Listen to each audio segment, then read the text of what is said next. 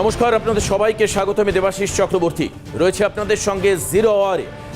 বিস্তৃত ব্যাখ্যা আজকে অবশ্যই আপনারা পাবেন, কারণ এর মধ্যেই জেল জিহাদের কথা সামনে আসছে। সঙ্গে সঙ্গে পাকিস্তানে হাই অ্যালার্ট জারি। কেন এরকম করা হলো? ভারত আফগানিস্তানের বৈঠক থেকে কি নির্যাস বেরিয়ে আসলো? আমরা নজর রাখবো আজকে জিরো আওয়ারে যে বিষয়গুলোর দিকে।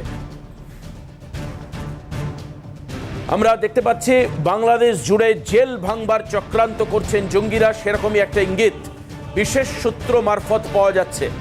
অন্যদিকে জেলের আড়ালেই চলছে জিহাদ। খিলাফত হতে পারে বাংলাদেশে। কিসের এই খিলাফত? 15ই জানুয়ারি দেশে জারি হতে পারে খিলাফত। কি খিলাফত, তার বিস্তৃত ব্যাখ্যা আপনারা জানবেন জিরো আওয়ারে। কেন এই খিলাফত? বাতিল হবে কি পুরনো বাংলাদেশি সংবিধান? এরকম একটা প্রশ্ন তৈরি হচ্ছে। ইউনূসকে সামনে রেখেই এই মিশন খিলাফতের আয়োজন করা হচ্ছে গোপনভাবে, এবং পরবর্তী সময় এক্সিকিউট হবে। যদি ব্যর্থ হয় এই খিলাফত, তবে কি বাংলাদেশ ছেড়ে পালাতে হবে ইউনূসকে? এই প্রসঙ্গ আজকে জিরো আওয়ার উঠে আসবে। দুবাইতে বৈঠকের যে প্রসঙ্গের কথা বলছিলাম, ভারত আর আফগানিস্তানের মধ্যে বৈঠকে কেন সিঁদুরে মেঘ দেখছে পাকিস্তান? 15 জন পাক পরমাণু গবেষক অপহৃত হয়েছেন। কারো অপহরণ করলেন এই পরমাণু গবেষকদের? কি বা অভিসন্ধি তাদের? কি কারণে পাক পরমাণু গবেষকদের অপহরণ করা হলো? কি কারণের পিছনে? বিস্তারিত আমরা আজকে আপনাদের জিরো আওয়ারে জানবো। এই একটা সার্বিকভাবে একটা অত্যন্ত রহস্যে মোড়া একটা পরিবেশ তৈরি হয়েছে। আমরা চলে যাব চিফ রিপোর্টার সত্যজিৎ মুখোপাধ্যায় আমাদের সঙ্গে রয়েছেন। সত্যজিৎ, একাধিক প্রশ্ন। ভারত আফগানিস্তানের বৈঠক, সঙ্গে সঙ্গে পাকিস্তানে যে হাই অ্যালার্ট, পাকিস্তান কেন সিঁদুরে মেঘ দেখছে, সঙ্গে অন্যদিকে খিলাফতের ব্যাখ্যা। সত্যজিৎ। একদমই তাই, তোমাকে বলবো যা হবে 15 জানুয়ারির মধ্যেই হবে, এবং এই তথ্য আমাদের হাতে এসে পৌঁছচ্ছে। বাংলাদেশ এবং সেখানকার যারা নাগরিক, সুধী নাগরিক, যারা সুস্থ জীবনযাপন করতে ভালোবাসেন, তাদের জন্য অত্যন্ত দুঃসময় আসছে। এটা বললে কম বলছি আমরা। খুব সজাগ হয়ে শুনুন আপনারা, এবং নির্দিষ্টভাবে সেটা আমাদের জন্য সতর্কতার সময় চলে এসছে। আমাদেরও সতর্ক হতে হবে। তার আগে যে ছবি আসছে, যে দুবাইতে যে বৈঠক হয় ভারত আফগানিস্তান, তুমি জানো আমাদের তরফে বিদেশ সচিব বিক্রম মিশ্র তিনি ছিলেন।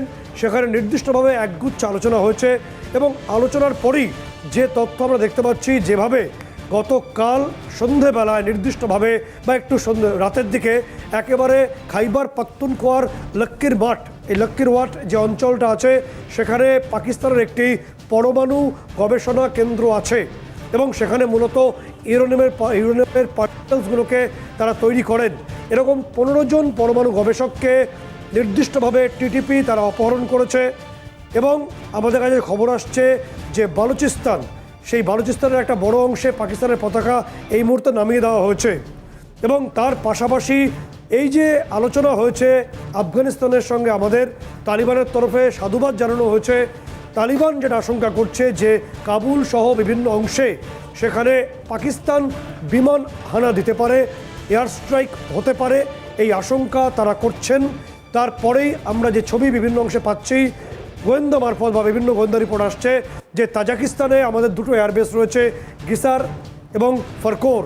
এই গিসার এবং ফরকোর এই দুটো এয়ারবেসেই আমরা যে ছবি আমাদের কাছে এসছে, আমাদের এয়ারক্রাফটের একটা সজাগ হাই অ্যালার্টে রাখা রয়েছে। এবং অবাক হওয়ার কিছু হবে না যদি সেরকম পরিস্থিতি হয়, যদি কাবুলের আকাশে ভারতের আমাদের সুখোই MKI-30 যদি সেটা এয়ার পেট্রোলিং শুরু করে দেয়, তাহলে অবাক হওয়ার কিছু নেই।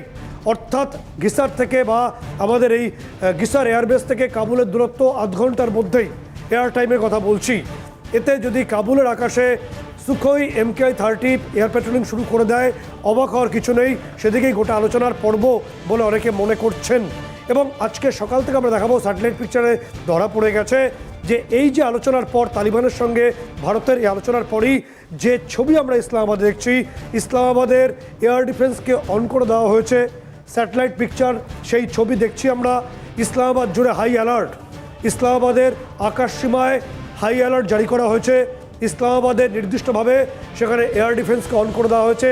হয়তো পাকিস্তানের শাসকরা কোনোভাবে তারা আক্রমণের আশঙ্কা করছেন, সেই ছবি, সেই তথ্য আমাদের সামনে উঠে আসছে।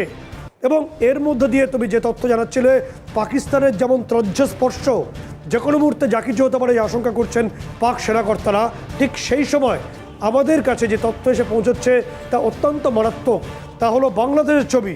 বাংলাদেশে এই 15 জানুয়ারির মধ্যেই, কারণ 15 জানুয়ারি তারা সেদেশের জেহাদিরা, সেদেশের মৌলবাদীরা, সেদেশের জঙ্গিরা খিলাফত প্রতিষ্ঠার ডাক দিয়েছে।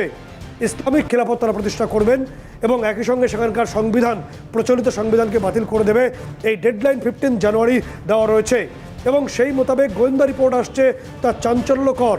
পাকিস্তান নির্দিষ্টভাবে বাংলাদেশ জুড়ে একে একে জেল ভাঙবে জঙ্গিরা। এই প্ল্যানিংটা গত 1 বছর ধরে চলছে। জেলের আড়ালে জঙ্গি নেটওয়ার্ক চলছে, জেলের আড়ালে জেহাদি নেটওয়ার্ক চলছে। তোমাকে বলে রাখবো, ছবিতে আমরা দেখাবো যে বাংলাদেশের কাশিমপুর জেলের পার্ট 2, যেখানে কিছুদিন আগে পর্যন্ত হরকত উল জেহাদি বা আনসারুল্লাহ বাংলা টিম বা আনসারুল ইসলাম এগুলোকে আলাদাভাবে রাখা হতো, কিন্তু যে রিপোর্ট আসছে গত 2 সপ্তাহের, তাতে সমস্ত জঙ্গিগুলোকে একটা জায়গায় নিয়ে আসা হয়েছে। লিড করছে জিকুরুল্লাহ। এই জিকুরুল্লাহ কথা বলে দেবো।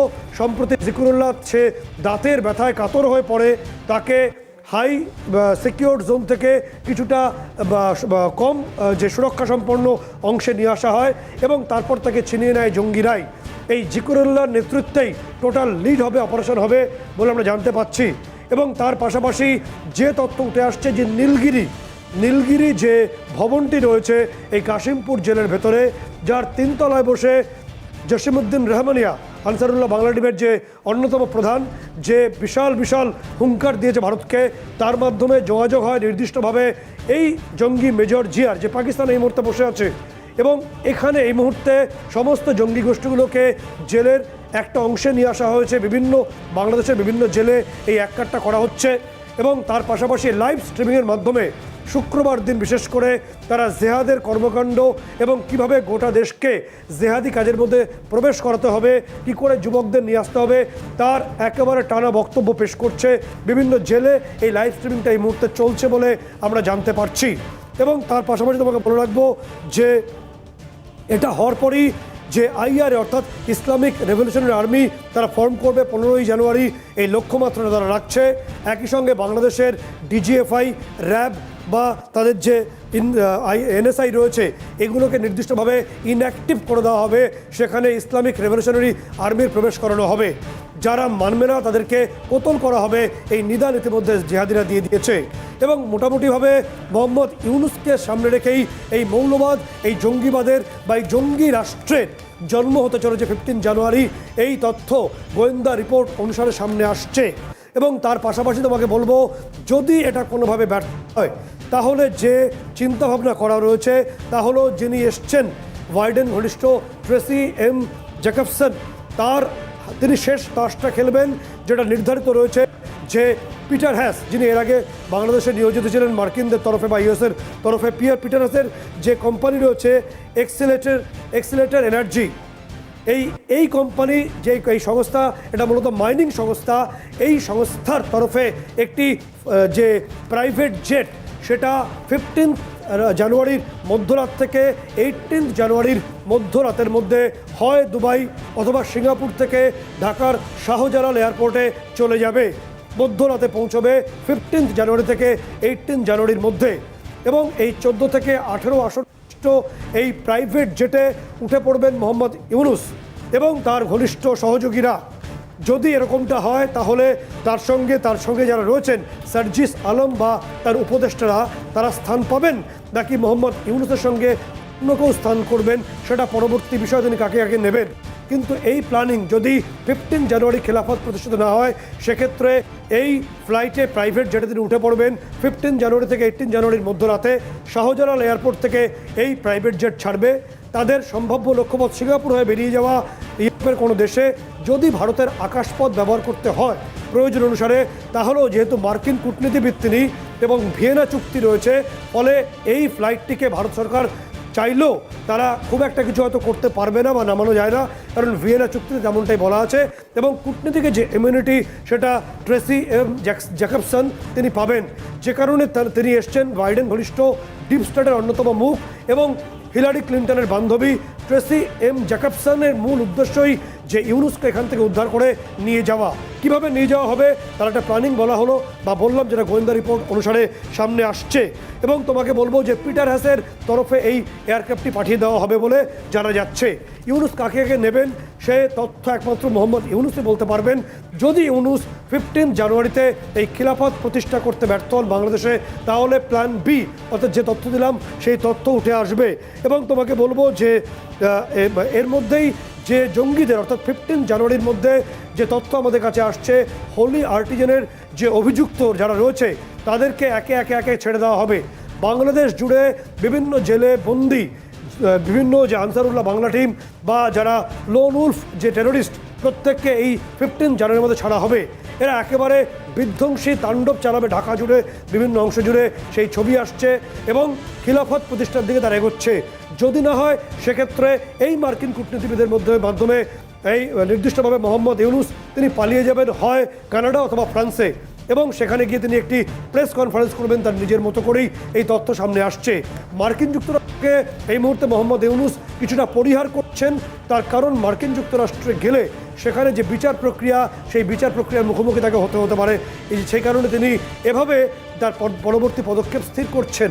দেবাশিস, একেবারেই সত্যজিৎ অত্যন্ত গুরুত্বপূর্ণ, এবং আমরাই সিএন প্রথম চিফ রিপোর্টার প্রথম এই খবর সামনে আসছে নিয়ে আসলেন, এবং এই জন্য একেবারে এই খবর কোথাও সম্প্রচারিত হয়নি, যেটা আমরা এখন এই মুহূর্তে সিএনএ আপনাদেরকে জানালাম। এই গোপন যে প্ল্যান এ প্ল্যান বি করে যেভাবে সত্যজিৎ ব্যাখ্যা করলেন, এতে একেবারে পরিষ্কার একটা পর্দাফাশ হয়ে গেল আগামী চক্রান্ত কি হতে চলেছে। এবং এই জায়গা থেকে কিন্তু আমরা বাংলাদেশের উপরে একাধিক তথ্য, একাধিক ইনপুট পাচ্ছি, যেগুলো আপনাদের সামনে প্রথম তুলে ধরছি। অবশ্যই বিরতি নেব, কিন্তু বিরতির আগে আমি পরিচয় করে দেব রাজনৈতিক বিশ্লেষক রাজগোপাল ধর চক্রবর্তী। বিরতির পর আমাদের সঙ্গে যুক্ত হবেন এই প্যানেলে, এই অনুষ্ঠানে জিরো আওয়ারে, এবং অবশ্যই কিছু গুরুত্বপূর্ণ প্রশ্ন আমাদের চিফ রিপোর্টারের তরফে থাকবে। জিরো আওয়ারে আমরা ছিলাম, আমাদের চিফ রিপোর্টার সত্যজিৎ মুখোপাধ্যায় আমাদেরকে এক্সপ্লেইন করছিলেন আগামী প্ল্যান, বেশ কিছু হিডেন ব্লুপ্রিন্ট যেগুলো সামনে তুলে আনা হলো, প্ল্যান এ প্ল্যান বি ইত্যাদি। অন্যদিকে রাজগোপাল ধর চক্রবর্তী আমাদের সঙ্গে রাজনৈতিক বিশ্লেষক রয়েছেন। সত্যজিৎ, যেটা ব্যাখ্যা হলো সেটা হচ্ছে যে বাইডেন কোনো রকম একটা ইন্টারভেনশন করছেন, এক্ষেত্রে ইন্টারফেয়ারেন্স রয়েছে, এবং যেটা তোমার ব্যাখ্যা তাতে পরিষ্কার হলো যে বাইডেন কোনোভাবে ইউনুসকে প্রমোট করেছিলেন, এখন তাকে পুট আপ করবার, সেখান থেকে তুলে নেওয়ার একটা পরিকল্পনা।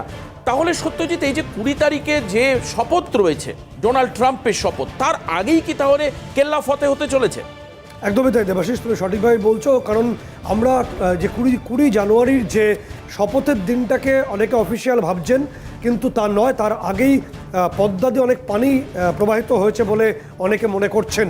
তার কারণ 20 তারিখের আগেই নির্দিষ্টভাবে তুমি দেখবে যে এই শীতকালীন মহড়াতে যে ছবি আমাদের কাছে এসছে, তাতে ওয়াকারুজ্জামান সেনাপ্রধান বাংলাদেশের, তিনি ইউনুসকে স্বাগত পর্যন্ত জানাননি, তিনি অন্যদিকে মুখ করে বসেছিলেন।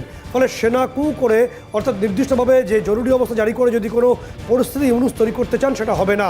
যে কারণে SM কামরুল গতকালই সশস্ত্র বাহিনীর অন্যতম প্রধান হয়েছেন।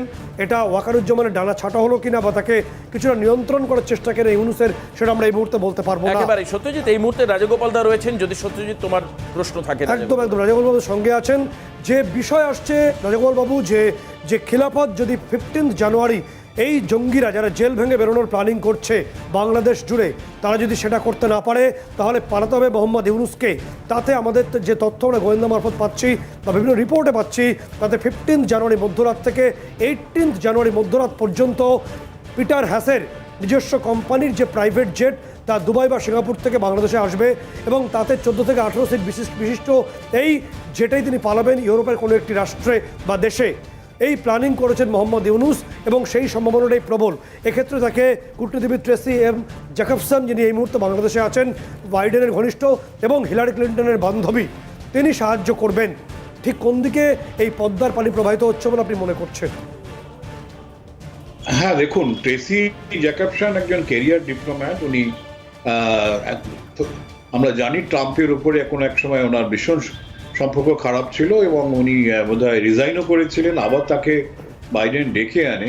উনি এশিয়ায় খুব একটা কাজ করেননি, ওনার কাজকর্ম কসোভো, আফ্রিকা, ইরাকে ওনার পোস্টিং হয়েছিল, কিন্তু সেটা সিনেটের হিয়ারিং কমিটিতে আটকে আছে, এবং সিনেটের কমিটি থেকে পাস না হলে কোনো দেশের অ্যাম্বাসেডার করা যায় না। সুতরাং এখানে ওনাকে চার্জ অ্যাফেয়ার করে পাঠিয়েছে। আর 10 দিন বাকি আছে, এরপরে তো ট্রাম্প নিজের লোককেই বসাতেন, কিন্তু তাড়াহুড়ো করে যখন ট্রেসি জ্যাকবসনকে বসানো হচ্ছে ততক্ষণ মনে হচ্ছে নিশ্চয়ই কোনো একটা পরিকল্পনা রয়েছে। আপনারা যে পরিকল্পনাটা বলছেন এটা তো মানে মারাত্মক ব্যাপার লাগছে, যদি সেটাই আপনারা গোপন সূত্র পেয়েছেন, মানে বিশ্বস্ত সূত্রে পেয়েছেন, এবং না হলে এত তাড়াতাড়ি এমন একজন বিশ্বস্ত মানুষকে, যে যার মনে বাংলাদেশে কাজ করার অভিজ্ঞতা নেই, এশিয়াতে ইনফ্যাক্ট কোথাও কাজ করার অভিজ্ঞতা নেই, তাকে হট করে পাঠানো হলো। মানে অত্যন্ত বিশ্বস্ত লোক এবং খুব দ্রুত কোনো মানে প্রোগ্রাম এক্সিকিউট করার জন্যই ওনাকে পাঠানো হচ্ছে। এটা তো মানে বাবা যেতেই পারে, মানে আমাদের মানতে অসুবিধে নেই, কিন্তু যে তথ্যটা আপনারা দিলেন সেটা আপনাদের সোর্স থেকেই রয়েছে, এবং নিঃসন্দেহে একটা গোপন বড় প্ল্যান রয়েছে। এবং এই প্ল্যান যদি হয়, তথ্য আমাদের কাছে এসে পৌঁছচ্ছে, আপনাকে আরেকটু জানিয়ে রাখবো যে পিটার হ্যাস, যিনি এর আগে বাংলাদেশে নিয়োজিত ছিলেন, তার যে সংস্থা রয়েছে এক্সিলারেট এনার্জি, আমরা সেই ছবিও স্ক্রিনে দেখাবো।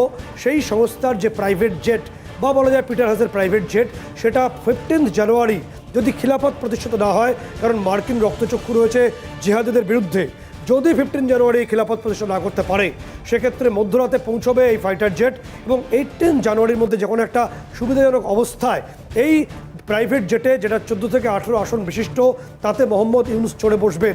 প্রশ্ন হচ্ছে ইউনুসের সঙ্গে সার্জিস আলমরা থাকবেন কিনা, বা তার উপদেষ্টা কমিটির কে স্থান পাবেন। এরপর এই ফাইটার জেটটায় থাকবেন নির্দিষ্টভাবে ট্রেসি জ্যাকবসন, এবং তিনি যেহেতু একজন কূটনীতিবিদ, ভিয়েনা চুক্তি অনুসারে ভারতের আকাশসীমা ব্যবহার করলেও তাকে ভারতের তরফে খুব একটা কিছু করা সম্ভব নয়, অনেকগুলো প্রোটোকল তো এখানে থাকেই। ফলে নির্বিঘ্নে এটা পার হয়ে তিনি চলে যাবেন কানাডা অথবা ফ্রান্সে। এই প্ল্যানিং সামনে আসছে মোহাম্মদ ইউনুসের তরফে।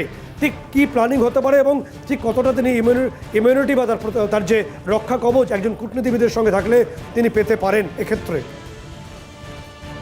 হ্যাঁ দেখুন, immunity as a diplomatic staff হিসেবে তার আছে। আমি জানি না পিটার হেসের প্লেনের তার পারমিশন ভারতের এয়ারপেস দেবে কিনা, আমি জানি না। তাকে পারমিশন তো নিতেই হবে, যদি প্রাইভেট হয়। আমেরিকান কোনো এয়ারলাইন্স ব্যবহার করলে তাদের নিশ্চয়ই পারমিশন থাকতে পারে। বাংলাদেশের এয়ারলাইন্স এই মুহূর্তে কোনো বিশেষ পারমিশন চাইলে ভারত সরকার দেবে কিনা সন্দেহ আছে। যাই হোক, তো আমার যেটা মনে হচ্ছে, আমি খালি একটা আমার খালি দ্বন্দ্বে থেকে যাচ্ছে, মানে 15 থেকে 18 তারিখের মধ্যে খিলাফত যদি বসানো হয়, 20 তারিখে তো ট্রাম্প ভেসে যাচ্ছেন। এমন একটা বাংলাদেশে এমন কোনো কিছু উনি থাকতে দেবেন 20 তারিখে আসার পরে যেটা দীর্ঘমেয়াদী হবে? আমার তো সেদিকটাও সন্দেহ আছে। অল্প 2-3 দিনের জন্য যে তথ্য আসছে সিআইএর ওপর, এখন যদিও ক্যাশ প্যাটেল আসছেন, তবু সিআইএর ওপর একটা বড় পর্যায়ের বা বড় মাত্রার এখন একটা প্রভাব বাইডেন বা এই রাজনৈতিক দলের আছে। এটা প্রথম বিষয়। দ্বিতীয় বিষয়, যদি খিলাফত প্রতিষ্ঠিত হয় বাংলাদেশে, সেটা সংবিধান স্বীকৃত হয়েই যায়, অর্থাৎ তাদেরটাই এই খিলাফতটাকেই সরকারি আইন হিসেবে মেনে নেওয়া হয়, সেক্ষেত্রে ট্রাম্পের ক্ষমতায় বসে এবং সব কিছু বুঝে কোনো রকম নিষেধাজ্ঞা জারি করতেও বেশ কিছুদিন সময় লেগে যাবে। ফলে এই যে মৌলবাদ গোষ্ঠী, যার মাথায় মেহফুজ আলম বসে আছে, তারা এই প্ল্যানিং করেছে যে আমরা এই সময়সীমার মধ্যে একটা সুবিধাজনক অবস্থায় ঘোষণাটা করতে পারলে পরবর্তী ক্ষেত্রে আমরা সেটাকে আরও জোরদার করার চেষ্টা করব। এই প্ল্যানিং মৌলবাদীদের তরফে করা হয়েছে বলে গোয়েন্দা রিপোর্ট সামনে আসছে। হ্যাঁ দেখুন, মানে এটা একটা মারাত্মক পরিকল্পনা আপনারা ফাঁস করলেন, এইটুকুন আমার মনে হচ্ছে। তবে এই পরিকল্পনাটা দেখুন, বাংলাদেশের মানুষ কিভাবে নেবে সেটাও একটা সংশয় আছে, এবং এটা কতদিন এই খিলাফত, তার কি লক্ষ্য হবে, আইএসআইএস এর সঙ্গে তার যোগাযোগ থাকবে কি না থাকবে, এগুলো এখন পরিষ্কার না। তারা কি চাইছে সেগুলোও পরিষ্কার নয়। তবে মানে মোহাম্মদ ইউনুস যে এত সহজে এরকম একটা বড় রিস্ক নেবেন, যতটুকু ওনাকে আমি বুঝেছি বা জেনেছি, কিন্তু এত দ্রুততার সময় এবং হট করে এই ধরনের কাজে পা দিতে গেলে ওনার তো যে সুনাম আছে, এখনো পর্যন্ত যা সুনাম আছে আন্তর্জাতিক মহলে, সেটা সম্পূর্ণ নষ্ট হয়ে যাওয়ার সম্ভাবনা আছে।